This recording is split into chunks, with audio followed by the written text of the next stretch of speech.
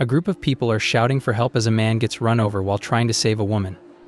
Meanwhile, the woman looks at Chan, the man, wondering if he is okay. Later, the police manages to get the woman out of the harm's way, asking her if she knows the man, but she says no and begins running away. Meanwhile, Chan is regretting his decision for this woman's life. He has been acting good all his life and is now paying the price that he doesn't even deserve. That's all what Chan remembers from his previous life, where he died trying to save his girlfriend who cheated on him. Now, he is reincarnated into a world filled with swords and magic. His name is now Augur Verret, the eldest son of the villainous Verret ducal family. However, Augur does not see himself as a villain. He has seen what it's like to live a life trying to be a good man. But now that he is reincarnated into a noble family, Augur actually plans to live his life as he pleases, having many girls around him that are trying to please him all the time.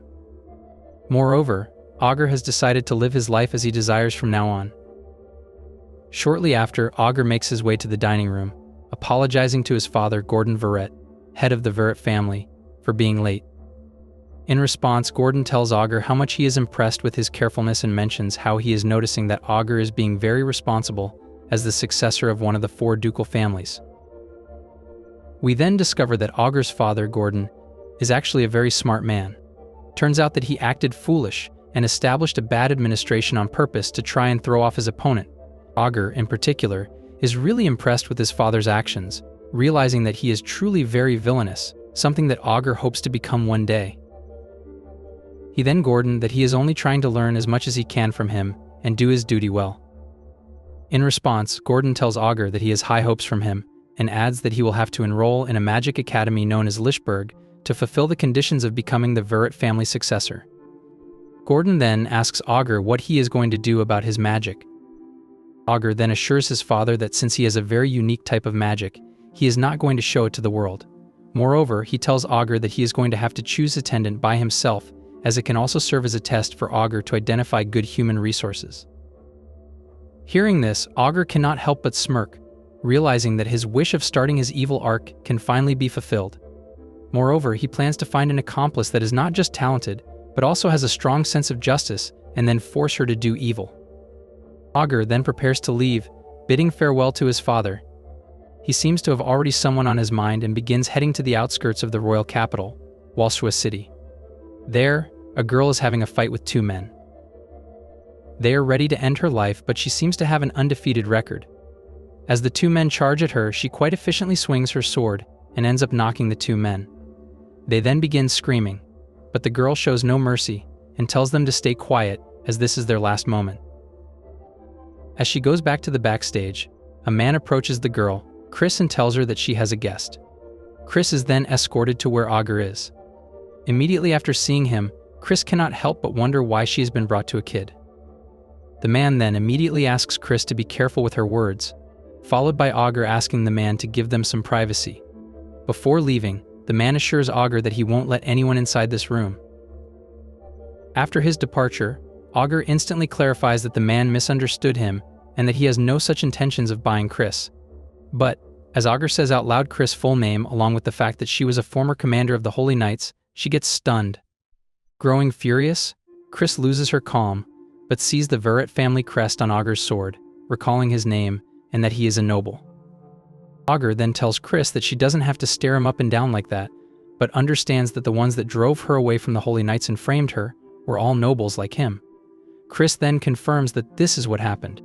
She adds, mentioning that she was tracking a major source of human trafficking for the sake of justice at that time. Soon, she found out that these heinous were being committed by none other than a noble.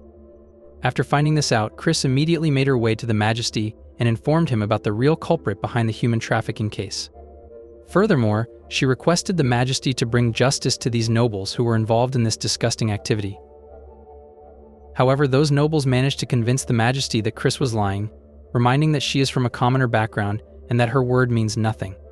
They even framed Chris by showing false evidence, managing to convince the Majesty. Even after Chris' numerous pleas and clarifications, she was not listened to, and the nobles ended up covering the evidence of human trafficking. Chris was then termed as a criminal and was taken away the position of a holy knight. Grabbing and twisting Augur's collar, Chris is now filled with rage. She tells Augur that she will have nothing to do for him. Just then, Augur reminds Chris that she is forgetting her pride as a holy knight. Getting closer to her, Augur explains to Chris that he liked her when she was a holy knight. Augur continues by adding what she likes about Chris and how much he actually admires her, while she gently keeps asking Augur to stop. Chris then explains that she is not as good as she seems since she had to use the same vile methods to survive as those nobles that framed her. Moreover, Chris tells Augur that she already died back there. Reaching his hand further, Augur then asks Chris to join him and promises her a land where she can get her justice. With tears in her eyes, Chris bends on one knee and accepts to join Augur. After hearing her confirmation, Augur gives a smirk, realizing that he was so easily able to manipulate Chris into being his slave. He then turns to Chris and tells her that they need a new name for her because of her past, and decides to call her Alice from now on. Moreover, Augur suggests that they should go, since he needs to introduce her to his father. But before they can leave, Alice tells Augur that she has a little something to do. Augur believes that Alice wants to pack her stuff, so he grows even more excited, thinking how his evil plan is working as smooth as butter. Augur then continues making his way, and suddenly comes to a halt after entering the room. In this room, Augur is stunned to see a pile of fresh dead bodies lying in front of him. There, Alice, filled with blood and sweat, tells Augur that her preparations are done. Meanwhile, Augur is completely stunned, realizing that his road to becoming evil is relentlessly steep, that too, from the very first step. On his first day at the Royal Magic Academy, the most prestigious school for nobility, Augur Verret arrives right on time, ready to start a new chapter in his life. The academy is the ideal place to build the foundation for his ambitions. With Alice, his powerful new attendant, by his side, Augur feels confident about the future. Since Alice is his chosen companion, she naturally accompanies him on the first day. However, as soon as Alice mentions Augur's name, the whispers among the students begin. Despite the Verret family's fame, many doubt Augur's worth. Rumors spread that he has used his family's name and connections to gain admission, with some calling him a loser who doesn't belong. These comments infuriate Alice, and she nearly lashes out. Before she can act, Augur quickly calms her down, though it makes him reconsider whether choosing someone as dangerous as Alice is wise. Augur expects such treatment, knowing his family's villainous reputation, but the attention is still a hassle. Nevertheless, he has another goal in mind: building a harem. Unfortunately, the atmosphere doesn't seem favorable for this plan. While dealing with the whispers, a girl suddenly approaches Augur, catching him off guard. After a moment of confusion, he recognizes her as Karen Levitsinka, the daughter of one of the 4 great ducal families and his ex-fiancé. The two haven't seen each other since they were 5, so Karen seems nervous that Augur might not remember her. Augur introduces Karen to Alice, explaining their past engagement. Alice is shocked to learn Augur has been engaged, especially since the engagement ends due to an issue on Augur's part. Alice, who sees Augur as a flawless master, finds this hard to believe. The truth is that while Augur seems perfect, he lacks magic aptitude, a critical flaw in their magic-driven society. As a noble who can't use magic, he is seen as a failure. This inability causes Karen's family to despise him, leading to the engagement being called off. Despite her family's feelings, Karen still cares deeply for Augur, though she hides her emotions. After their brief reunion, she excuses herself to attend the entrance ceremony. Augur and Alice also head to the function hall, where the room buzzes with gossip about Augur. The comments enrage Alice once again, and she nearly attacks the other students. However, Augur calms her down swiftly, preventing any chaos. Alice admires how Augur stays calm and kind despite the negativity. However, Augur's motives are more complex. He isn't interested in earning anyone's sympathy or proving himself. His goal is to become the most villainous person in the kingdom, and for that, he needs to appear insignificant and underestimated. He allows the students to mock him, knowing it will serve his larger plan. After the entrance ceremony, Augur focuses on his next step: finding members for his harem. Yet, the sheer number of girls at the academy leaves him feeling overwhelmed. While the path ahead seems challenging, Augur remains determined to achieve his ultimate goals. However, just like before, it seems like he has already decided his target this time as well. But it seems like it's going to be difficult to find this person in this wide place, up until he manages to find that person. And right now she is being targeted by some bullies. To make sure he'll be able to get his hands on her, Augur doesn't even hesitate to jump in and help, showing her his cool side. Luark Bombold, the second son of Count Bombold, seems to be the person who is on top of all this harassment. That is why, as soon as Augur introduces himself, Luark and his friends immediately run away while still warning Augur that this isn't the last time. Now that those boys are out of the picture, the reason why Augur actually wants this girl to be part of his harem comes to light. As it turns out, it is for one obvious reason, and that is because of her big front melons. Its destructive power sends chills to Augur's body, and that is exactly the excitement he is looking for in his group. But for now, he needs to make sure he is calmed down and acts like a gentleman, or else this girl will run away from him. To make his acting more believable, he even goes on to offer the girl his handkerchief, and it seems like it works since the girl is now looking forward to seeing him at the new student's welcome party. Now that everything seems to work according to Augur's plan, the future villain can't wait to start his next move. Fast forward after a bit of preparation, at the Lichberg Magic Academy Hall, the new student's welcome party finally begins. At the party, Augur immediately notices a man getting flocked by many girls, making him wonder who this guy might be. As it turns out, he is the crown prince and the next king, Arnia Rondism, also known as Karen's new fiancé. This revelation shocks Alice, since she isn't really expecting Karen's family would do such an awful thing, calling off the engagement of their daughter with Augur just to let her be engaged with someone else. However, it seems like Augur has already accepted his fate. Considering for someone who doesn't have any magic aptitude, he couldn't really fight for what he and Karen had before. Despite Augur being really open and accepting of his fate, it seems like his attendant Alice couldn't help but get mad at her master, to the point that her killing intent catches the crown prince's attention. As they start to gather some commotion, Augur is quick to step in, telling the prince that he is with Alice. As soon as he steps into the picture, the crown prince grabs this chance to humiliate him in front of everyone, calling him the rumored unqualified student with no magic aptitude. Hearing this prince insult her master almost makes Alice explode, but before she can even do anything bad to the prince, Augur quickly calms her down and steps in for himself. Although he is humiliated and insulted in front of everyone, Augur remains calm and composed, thanking the prince for remembering his name even though he hasn't introduced himself yet. With such a sarcastic smile, the prince goes on to state that it was nothing to worry about since Augur is quite popular among the students. As the tension between the two starts to intensify, Karen tries to intervene to stop them. However, since Prince Arnia is her current fiancé, she has no choice but to be reserved in fighting for Augur, or else it would become a big issue for everyone. Thankfully, the prince decides to stop his insulting acts towards Augur, leaving Augur teary-eyed at the fact that he can't do anything to fight for himself. However, he is indeed grateful for Karen that, despite everything, although she can't do that much, she still tries her best to help him even in the smallest way possible. With that said, even though everyone has lost their trust in him, Augur still keeps his head up high, considering there is still one person who believes he is far more capable than anyone else. However, it seems like his lack of magic powers is one of the people's biggest misunderstandings about him, since he knows one day in the future, everyone will bow down to him and his power. But before that, it seems like Augur is far more excited to read a letter he never sees coming, a love letter from Mashiro Lishe, the commoner girl with big melons that he saved a while ago. It seems like Mashiro wants to tell him something, which is why she is inviting him to see her. The next day, in the academy's backyard, Augur wakes up excited, remembering a dream where Mashiro thanks him for saving her and calls him to talk. In the dream, she is about to reveal something important when he suddenly wakes up. Hopeful it might come true, he quickly prepares for his day.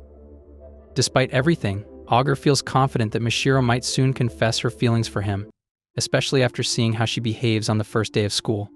He wonders if she is an assertive girl or has already fallen for him. This thought makes him see himself as a sinful man, just as he wants. Alice, watching him get ready, admires him deeply and almost tears up at how great he looks. Once Augur is ready, he rushes to the meeting place from his dream. When he arrives, he apologizes to Mashiro for making her wait, but she is just happy he shows up. She thanks him for saving her the previous day, just like in his dream, which thrills him. But then, to his shock, Mashiro asks him to stay away from her. She explains that being around him is troubling for her. She returns his handkerchief and says her goodbye. Augur is confused and hurt, unable to understand her sudden change in behavior. Just the day before, she seems happy, but now she is pushing him away. Mashiro explains it is all a misunderstanding, leaving Augur even more stunned. He starts questioning what he did wrong, thinking his kind gesture has failed. As they speak, Augur notices Luark and his friends lurking nearby and is even more shocked to realize that Mashiro is friends with them. It dawns on him that his actions the day before, when he drove off Luark's group, might have backfired. Mashiro seems to prefer a bad boy like Luark over a gentleman. Despite this, Augur laughs it off, though Mashiro feels disappointed in herself for saying those things. Deep down, she wants to stay by Augur's side. By noon, Augur goes to the cafeteria for lunch. While eating, he thinks about how to redeem himself to Mashiro, as she is still one of his targets. Alice joins him, sharing her surprise at Mashiro's behavior. She expects Mashiro to fall for Augur, but finds her reaction unusual. Alice speculates that something doesn't add up. If Mashiro is truly friends with Luark's group, it doesn't make sense for her to show Augur gratitude. Her actions feel forced. Augur considers Alice's point and starts to suspect something is wrong. However, he decides it isn't the right time to act. Instead, he plans to wait and see how things develop. Alice, believing Augur is testing her abilities, resolves to gather clues about Mashiro's behavior. She makes it her mission to observe Mashiro closely from now on. Meanwhile, at the Academy's old school building, Luark and his friends laugh and talk about their earlier encounter with Augur. They believe they have successfully tricked him. In truth, Mashiro is being held captive by Luark's group and forced to say those things to Augur. Despite this, Mashiro admires Augur deeply and musters the courage to ask Luark why he is doing such a thing. Luark coldly admits he wants to see Augur humiliated and weeping, no matter what. With no remorse, he orders Mashiro to call Augur again, continuing their plot against him. The next day, Luark decides to confront Augur with the intention of beating him up, treating him like a toy. Even though Augur is skilled in taijutsu, Luark is confident his group's magic will defeat Augur easily. Mashiro, worried about Augur, begs Luark to stop his plan. She initially cooperates with them because Luark promises not to hurt Augur. However, it becomes clear they don't intend to keep their promise. This makes Mashiro realize that, as a commoner, she can be easily disregarded by nobles. Yet Augur seems different. He protects everyone, regardless of their status. Determined, she resolves to stand up for him. Angered by Mashiro's defiance, Luark humiliates her by ripping her shirt, exposing her undergarments. Just as Luark's group prepares to go further, Augur kicks open the door, startling everyone. Luark, surprised to see him, mocks Augur, assuming he has come crying after Mashiro has broken his heart. But Augur calmly smiles, brushing off the facade Mashiro had put on earlier. This only angers Luark more, as he suspects Augur has figured out their plan. In truth, moments earlier, Augur has been sulking, overthinking Mashiro's rejection. Alice, however, reveals through her magical camera that Mashiro has been forced to say those hurtful things. Her true feelings are expressed in her gratitude from the previous day. Motivated by this, Augur's broken heart is healed, and he rushes to save Mashiro. Confident in their magic, Luark and his group believe Augur will stand no chance. Luark charges at him with fire magic, but to everyone's shock, Augur easily nullifies the attack. This leaves Luark confused and questioning how Augur, who lacks magic aptitude, can counter their spells. Augur reveals that he uses a skill called Delete, a technique he has developed to erase magic under specific conditions. Despite repeated attacks, Luark fails to land a hit. Realizing he is no match for Augur, Luark gives up. Augur seizes the opportunity to punch Luark with a single blow, knocking him unconscious. With the fight over, Augur turns his attention to Mashiro, gently covering her with his jacket and asking if she is alright. Mashiro, still in shock, asks how Augur nullifies Luark's magic. Augur explains his delete skill, reassuring her that he holds no grudge for her earlier actions. Instead, he asks her for a punishment. She must keep his technique a secret, stop crying, and ignore anyone who looks down on her for being a commoner. Most importantly, her ultimate punishment is to stay by his side from now on. Mashiro, without hesitation, agrees to his request. Overwhelmed with gratitude, she hugs Augur tightly, expressing her appreciation. Augur can't help but enjoy the moment, noting humorously that her melons are now in his hands. This feels like a step forward in achieving his dream of building a harem. With Mashiro now by his side, Augur feels energized for the future and the challenges ahead. Meanwhile, in the shadows, a mysterious woman observes the trio, growing excited about the events unfolding. She seems eager to see what the year has in store for Augur and his companions. After the incident, Luark and his friends are expelled from the academy due to their terrible actions. They now carry the label of perverts for the rest of their lives.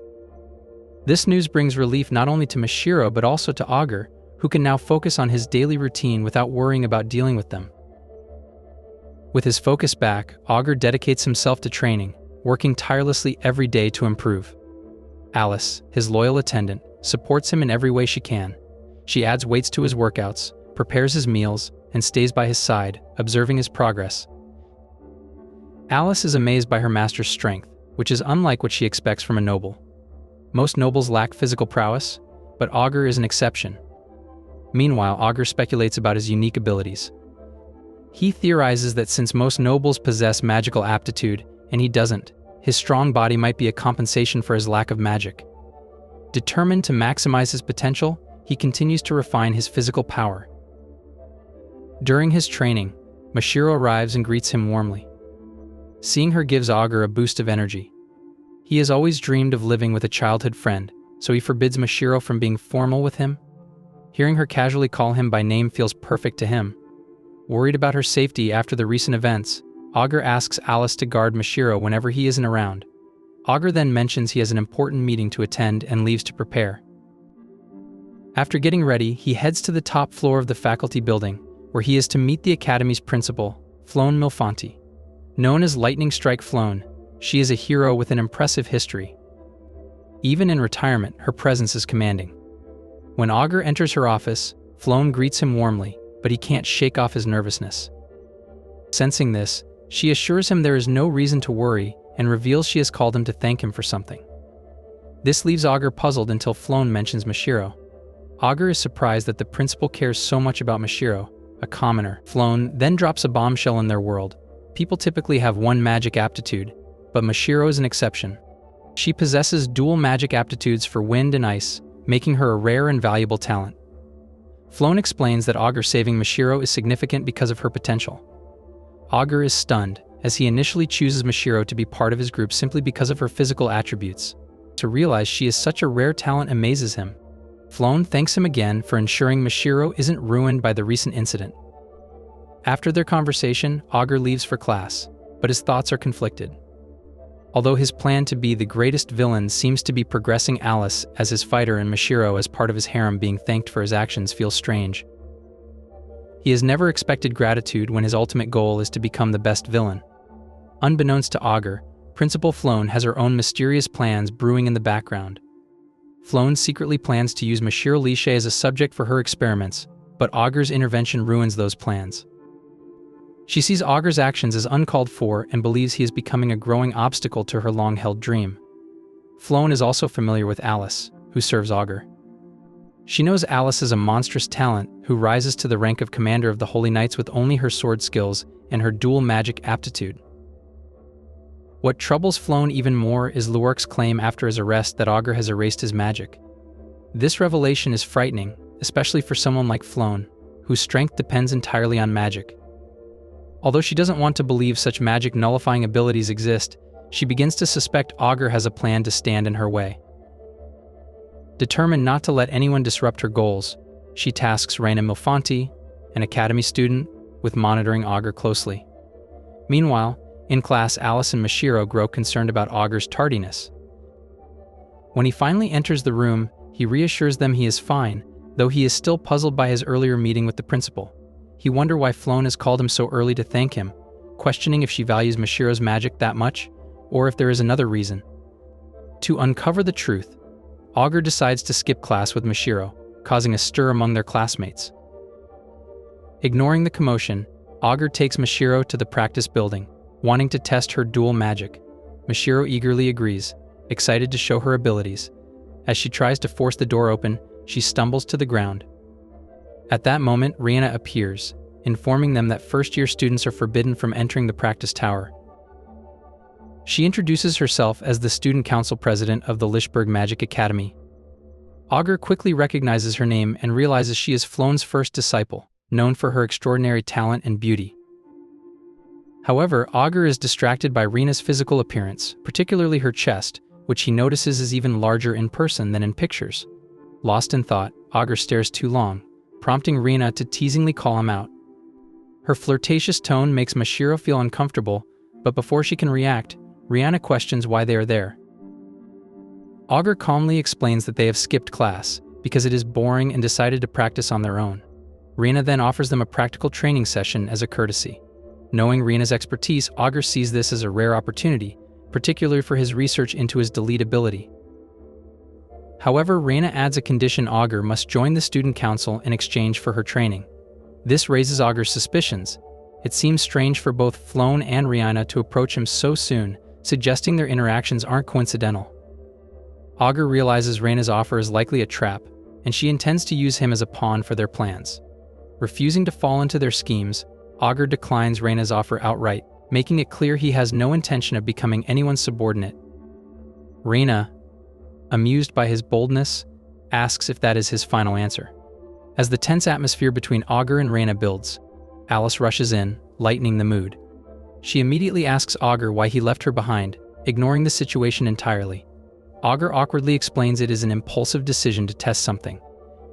Alice notices Rina for the first time, but before introductions can be made, Rina leaves with a smile. She tells Augur that she understands his response, but will remain open to his joining the student council if he changes his mind. Once out of sight, Rina sighs deeply in the restroom. Looking at herself in the mirror, she reflects on her failed attempt to manipulate Augur. It turns out her big melons are fake foam props, part of her plan to distract him. Despite the failure, Rina resolves to try harder next time to win him over. Meanwhile, Augur wonders why Rina gives up so easily but decides not to overthink it. Alice, however, is still upset about being left behind. To avoid her questions, Augur explains that the principal reveals Mashiro's dual magic aptitude, and he wants to see her powers in action. They are interrupted by the student council president before they can do so. Alice quickly suggests a solution. A friend of hers, who now manages an orphanage, is dealing with scoundrels trying to take over the land. Alice receives a quest to help drive them away and thinks it would be the perfect opportunity to test Mashiro's magic. Augur likes the idea, seeing it as a chance to secure the children's gratitude, which he views as potential future labor. Mashiro is also excited to help, so they agree to the plan. The weekend arrives, and the group heads to the orphanage. On the way, Alice explains that the orphanage is in Inivent, a peaceful city near Walshua City, home to an infamous arena known for its poor public order. Augur begins to wonder if Walshua's chaos has spilled into Inivent, and why the scoundrels want the land. Upon arrival, Augur is surprised to see the land appears unremarkable. While exploring, they encounter a woman being harassed by some men. Without hesitation, Augur steps in and quickly defeats the attackers. He plans to interrogate them, but Alice interrupts with an over-the-top proclamation, declaring Augur as a savior who punishes evil and dispels darkness. Augur finds her words embarrassingly dramatic, and the attackers react oddly, almost mocking him. To Augur's surprise, the woman they save is Alice's friend Sister Mio, who manages the orphanage. Augur quickly realizes Mio's background as a former holy knight means she's anything but ordinary, much like Alice. However, he focuses on dealing with the remaining scoundrels. When one man attacks, Augur easily dodges and counterattacks. Alice assists, and together they subdue the group within minutes. As night falls, Sister Mio formally introduces herself and invites them to the church. She explains she consulted Alice about the ongoing harassment and the damages to the orphanage. However, she isn't technically expecting a nobleman like Augur to actually visit. With Augur here now, Sister Mio can't help but admire him for his kindness and care for the people. Little does she know that the same nobleman has some underlying intentions. Just a few seconds ago, the children finally come out. Seeing them makes Augur quite happy. In the back of his mind, these little kids will be his future workers, and since they also have been instructed to call Alice by her new name, things will definitely go smoothly from now on. Now, the only thing Augur has to do is clearly show them the hierarchy between them from the beginning to make sure they see him as someone superior. With an intimidating look, he introduces himself to the kids as the eldest son of Duke Varet's house. He even claims the kids as his and states that he came here to put them all under his protection. Hoping the kids will be terrified of him, Augur feels rather excited about their reaction. Instead, the kids look at him as someone weak. They even call him a kid like them. On top of that, it seems like, in this orphanage, Nobles aren't well received by children at all. Since things don't go as Augur expects them to, Alice, realizing what is happening, immediately asks everyone to play outside since they still have some work to do. Meanwhile, Augur, who regards himself as an adult, tries to keep his temper in check. Besides, he still has work left to do, which is why he needs to focus. As soon as the kids leave, Alice immediately interrogates the captured men who are trying to target the orphanage about the reason behind their actions. At first, they refuse to cooperate until Alice threatens to kill them. One of the men finally speaks up, revealing that they are ordered to do so by someone named Aliban. Upon hearing the name, Alice's expression immediately turns cold, and she whispers, asking the man for Aliban's address. Once she gets the information, Alice quickly plans to attack the group's headquarters the next day. Meanwhile, Sister Mio grows worried about the small reward she has prepared. When Augur sees it, he immediately assures Sister Mio that he doesn't need it at all. Although Sister Mio insists on gathering more, Augur gives her an intimidating look, emphasizing that he doesn't need it.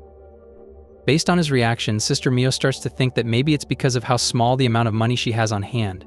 Considering Augur is from the Verret house, giving him this amount of money seems like an insult. Little does she know, Augur declines the reward out of courtesy. As Augur is about to leave the church, the kids rush back in, with one of them attempting to kick Augur.